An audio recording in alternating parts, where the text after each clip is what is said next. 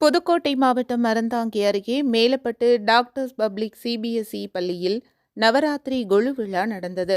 விழாவிற்கு பள்ளி தாளாளர் ஷேக் சுல்தான் தலைமை வகித்தார்.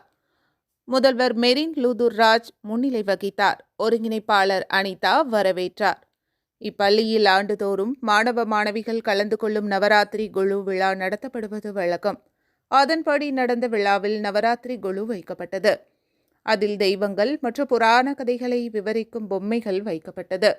நவராத்திரி கொலு விழாவில் தினசரி 2 வகுப்பு மாணவர்களை வைத்து கொலு வழிபாடும், அதனைத் தொடர்ந்து கொலு ஏன் வைக்கப்படுகிறது, ஒவ்வொரு நாளும் எவ்வாறு வழிபாடு செய்யப்படுகிறது, கொலு வழிபாட்டின் முற்கால கதைகள் குறித்து தாளாளர் ஷேக் சுல்தான் மாணவர்களிடம் எடுத்துரைத்தார்.